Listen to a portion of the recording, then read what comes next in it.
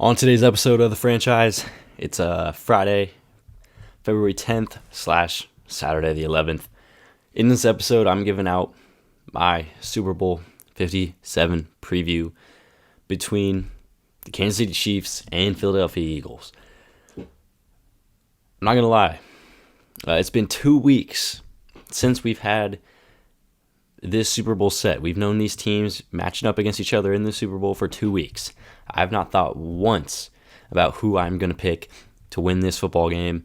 I haven't really thought about the Super Bowl that much, like the actual game. I haven't thought about it at all. But I sat down yesterday and really tried to figure out who I thought was going to go and win this football game. I was looking at stats, which I'll read over here tonight on this episode.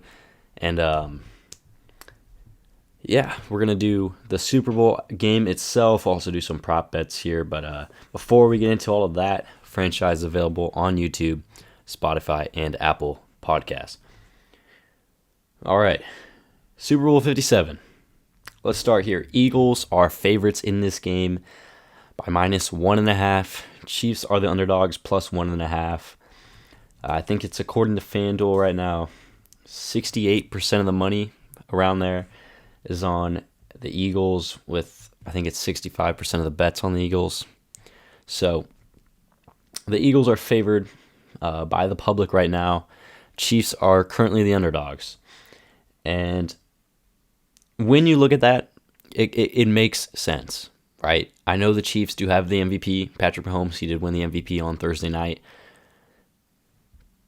But when you look at the rosters between these two teams, I think we can all collectively agree the Eagles have the better all-around roster. All right, we're going to first talk about the Eagles here. Philadelphia.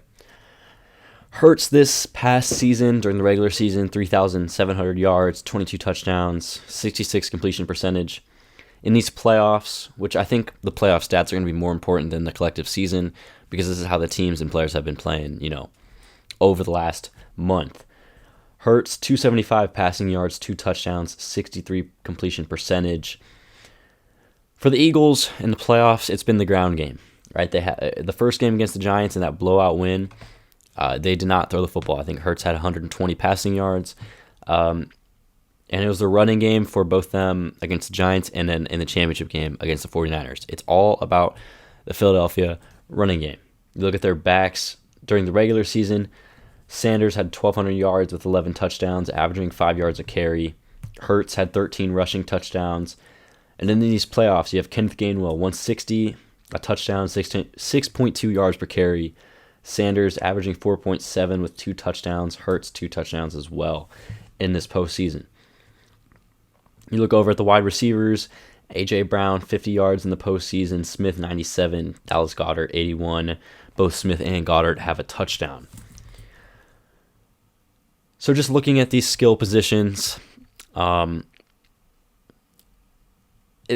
Philadelphia is going to run the football, right? Philadelphia, we look over here. Philadelphia has the number 1 ranked offensive line in the entire NFL. They're the number 1 ranked offensive line. They have the 3rd ranked run block. So they're able to run the football very effectively, right? Their offensive line is what carries them, and in this game is going to play a very, very major role. During the regular season, Philadelphia averaged 28.1 points per game, allowed 20. During the regular season, 45% on 3rd down, 68% on 4th down conversions. Over the last 2 games in the postseason against the Giants and the 49ers, 34.5 points per game, 7 points allowed, 51% on 3rd down, 100% on 4th down. Oh, geez, what does that say? I can't read my own handwriting. Jalen Hurts, that's what it says. Jalen Hurts has been sacked twice in this postseason. So, first of all, Philadelphia is able to convert on 3rd down. This postseason, over a 50% clip. They're able to convert on 3rd down, and they will do They will go for it on fourth down too. That's what I was trying to say. In that San Francisco game, I think it was the first fourth down of the game, pass up to Devontae Smith. Whether or not he caught the ball doesn't matter, but they will go for it on third and fourth down and really try to extend their drives, and they are very successful at doing that. And then for Jalen Hurts being sacked twice this postseason, that's another credit to his offensive line. Right, his offensive line does not allow the pass rush to get to him. Against the San Francisco 49ers team in the championship that has arguably a better defense than the Philadelphia Eagles, Hurts and that offensive line played great. They did not allow pressure to come and affect Jalen Hurts, and that is one of the reasons why they're so successful in that NFC Championship game. During the regular season, Philadelphia was third in yards per game, fifth in rushing yards per game. They were second best defense in yards allowed, and eighth in points allowed per game during the regular season. This postseason, 342 yards per game, 208 yards per game rushing, 195 yards allowed per game in the playoffs. According to PFF, they have the number one ranked defense, 14th ranked run defense, number one ranked pass rush, number two coverage defense, number two ranked offense, number seven passing, number seven receiving offenses. So the Chiefs have a very, very, very tough matchup. Arguably, Philadelphia is the best team in the NFL. With everything I've just read to you, I know the San Francisco 49ers arguably have the best defense, but I mean, according to some of these rankings, Philadelphia may be better than that San Francisco defense. With Hassan Reddick, Sweat, Fletcher Cox, Darius Slay, the entire secondary for Philadelphia, and that pass rush. I mean, it's really about the pass rush for the Eagles. That pass rush is insane. And they're going to be able to get after Patrick Mahomes and that Kansas City offense. For Kansas City, during these playoffs, Mahomes 521 passing, 4 touchdowns, 69% completion percentage. Isaiah Pacheco has 121 yards rushing, 5.5 per carry. Kelsey with 176 yards, 3 touchdowns. Marquez Valdes-Scantling, 122 and 2 touchdowns. During these postseason, 25 points per game, 20 points allowed. They're 50% on third down conversions, 100% on fourth down, averaging 359 yards per game. During the regular season, Kansas City was the best offense in the NFL. 413 yards per game, 29.2 points per game. That is both number one in the National Football League. Mahomes just won the MVP. So, I mean, that's arguably one of the biggest storylines of this game. When it comes to Mahomes versus Hurts, Mahomes is the best quarterback and the best player in the NFL. He's won an MVP, 2 at this point in his career. And this past year, 5,000 yards, 41 touchdowns. That's both the most in the NFL in each category. So Mahomes is the best player in the league, and he's miles better than Jalen Hurts. Jalen Hurts is a great player, but in terms of those two, Mahomes is the best player in the sport, and it's not even close. Kansas City, like I said, has a number one ranked offense, number 2 passing offense. They have a number 7 pass block. Their offensive line may not be as good as Philadelphia's, but it has been retooled over the past few seasons, especially since that Super Bowl against the Tampa Bay Buccaneers, where the Bucs were just able to go and dominate and get after Patrick Mahomes, which is in part to why Kansas City lost that Super Bowl. But since then, they've retooled that offensive line, and now they're number 7 in pass block. Number 3 in receiving, number 6 in run block, number 5 defense, number 5 ranked defense, number 18 run defense, number 6 pass rush. Chris Jones is the leader of that Kansas City defense in that pass rush. He has 15.5 sacks during the regular season, one of the finalists for Defensive Player of the Year. So in terms of this game, in terms of the matchup, Philadelphia is going to run the ball. I think we all know that. I mean, Philadelphia's identity is running. That's their number one identity, but they also, on the offensive side at least, they're not just a one-dimensional football team. If their running game's working, they're obviously going to run the football. However, if the running game, if they're getting stopped or they need big plays from Jalen Hurts in his arm and to his receivers, this Philadelphia team is more than capable of doing that, right? With A.J. Brown, Devontae Smith, Dallas Goedert all out there as receiving weapons for Jalen Hurts. Even if the running game's not working, Philadelphia still has a chance to win this football game and be competitive based off of the weapons that Jalen Hurts has available to him. And during the postseason, I mean, that first game against the Giants, right, A.J. Brown was not involved in the game plan at all. I think he had one reception. Then you look to the championship game against the Niners. They didn't need to use the receivers as much because they were up so big into the second half that why would you throw the ball, just run the clock out, win the game? So I think this game will be different for Kansas City, right? They have a number 18 run defense, and Philadelphia has, the number one rushing team is the number one rushing team, I think, in the NFL. If not, they're top 5. I didn't write that down, but their identity is rushing, right? They're going to run. They have Jalen Hurts, mobile quarterback, 73 yards rushing, 2 touchdowns in the playoffs. Sanders and Gainwell are both capable of changing the game on the ground. So for Kansas City, their run defense being below average is a potential area to look at for concern, and where Philadelphia could dominate in this game.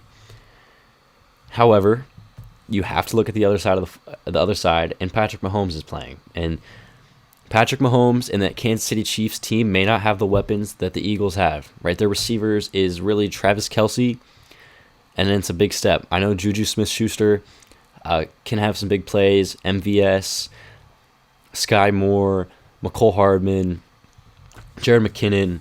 All of those guys are capable of making plays. But it's really going to come down to Travis Kelce and Patrick Mahomes, and I don't see any flaws happening in those two guys' games. I mean, those two have one of the best quarterback-receiver, quarterback-tight end connections of all time. So they are going to be capable of scoring. And one thing I wanted to mention during the regular season, the least amount of points Kansas City scored this entire season was 17. So if for a second you think the Eagles are going to hold this team to less than a touchdown and a field goal, or 2 touchdowns and a field goal, I think you're wrong, right? As good as this Philadelphia defense is, Kansas City's the best offense in the NFL, with an MVP, with the best tight end, with the best head coach and best offensive play callers in the NFL. They're going to score, and they're going to have multiple opportunities to score multiple touchdowns and multiple field goals and stuff like that. So they're going to score. It's just going to come down to, in the end, in the trenches, in the late minutes of this game, because I think this is going to be a close game, right? These two teams, these are the 2 best teams in the league. Philadelphia has exactly they have the perfect recipe for success in this Super Bowl. In a moment like this, in these playoffs, they're able to run the football. They have a great offensive line, if not the greatest offensive line of all time, ever.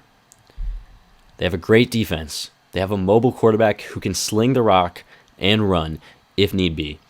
And they have a good head coach. For Kansas City, which I need to mention this, Mahomes, MVP quarterbacks since 2000 are 0-7 in the Super Bowl. If you won the MVP and you're playing in the Super Bowl, you have lost since 2000. There was another stat I wrote down on a sticky note, but I think it's in my pants, and I'm not going to go pick it up and grab it. I wish I remember what that one was, because that was a very important stat. Oh, frick. I'm going to grab it. Hold on.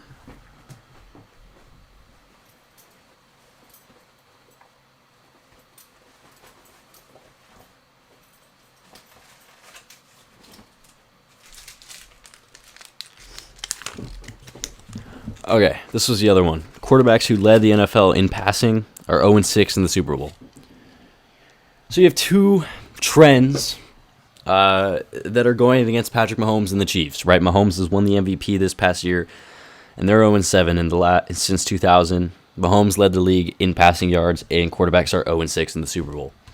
So when you look at that, you look at those trends. I know they're trends. They might not mean anything, but, I mean, Those are some pretty long streaks, respectively, for both of those statistics. So, like I said, this is going to be a great game. I think it's going to be a very, very close game. This has the potential to be one of the best Super Bowls in recent history. The two best teams in the league in the Super Bowl. Both these teams play the game extremely well on all aspects. So who do I think is going to win? Honestly, I still don't have a decision. This entire time I've been talking, the entire day, the entire week, the entire 2 weeks, I have not actually came up with a decision. And I know I told myself I was going to do this, episode when I got home. And I've been thinking all day about the pod and about this Super Bowl. And I still have not picked who I think is going to win. So we're about to do this live. Who do I think is going to win Super Bowl 57? I'm going to take the Kansas City Chiefs. I think the Chiefs will win the Super Bowl over the Eagles. I think it's going to be less than a touchdown. I think Mahomes, I think it's going to be such a close game that Mahomes is either going to come down the field like he's done in multiple times throughout his career, late in the fourth quarter, come down with a game-winning drive. I think Philadelphia, right, they have the potential to win this game. It's not going to be a blowout. It's going to be a very, very close game. I think it's a touchdown or less final score in this game. Philadelphia has the potential. They have the better offensive line. They have a better defense. They have a better running game. But in the end, I think Patrick Mahomes, the best player in the sport, best quarterback in the league, one of the best talents of all time, with Travis Kelce and Andy Reid as the head coach. I can't pick against Patrick Mahomes, right? I know he's so young and he hasn't had a lot of moments, especially in the Super Bowl. But when it comes down to it, I think he's going to show. He's had multiple times throughout his career where he has fourth quarter drives late in games to set up a game-winning field goal, or he gets a game-winning touchdown. Mahomes is going to set this Chiefs offense up late in the fourth quarter, and I think they're going to pull away with the upset. All right, somehow it's an upset. The Chiefs have the MVP and they have a better offense, but it's going to be an upset. Chiefs are currently the underdogs. I'm taking the Chiefs to win the Super Bowl by less than a touchdown. All right, some other things real quick. These are some of the prop bets. Coin toss winner, heads or tails. The line is at -104. I think heads. I think the stat is heads has won 4 out of the last 5 coin tosses in the Super Bowl. Give me tails. Coin toss winner, Eagles or Chiefs. I'm going to take the Eagles. Coin toss winner wins game. No, because I think the Eagles will win the toss. So I don't think they'll win the game. Gatorade color. Yellow is at +150, orange at +280, and blue at +350. Give me orange at +280. I don't know. I like orange to win that right there. I think the national anthem money line, or the national anthem over/under time, is at like 2 minutes or something like that. Chris Stapleton seeing it, so give me the over on whatever the line is for the national anthem. And then I have a prediction for the first song of the halftime show. It's Rihanna. It's gonna freaking slap. Rihanna has some absolute bangers in her catalog. I think the first song for Rihanna is gonna be, dude, hold on, let me pull up Spotify real quick, because she has so many bangers. I just forgot which one I was gonna pick.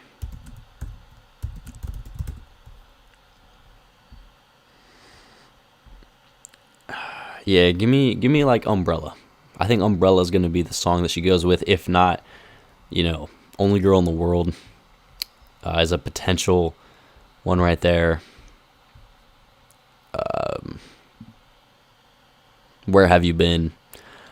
One thing I hope she does, she has a few songs with Jay-Z. I hope Jay-Z comes out as a special guest in this halftime show. I mean, if she plays Run This Town with Jay-Z, I know Kanye's in the song, but there's no way he's playing in the performing, after everything. But yeah, Rihanna's going to slap in the halftime show. Hopefully Jay-Z comes out. Jay-Z's a GOAT as well. But yeah, that's my Super Bowl pick, Super Bowl prop bets. There's a potential for a Super Bowl live stream watch along if my Super Bowl plans fall through. If I end up doing what I plan to do, no live stream. But if I do end up sitting at home watching the game by myself, you already know we will be streaming. But yeah, I have the Chiefs winning the Super Bowl by less than a touchdown, and I just listed out all the prop bets. This should be one of the best Super Bowls in recent history.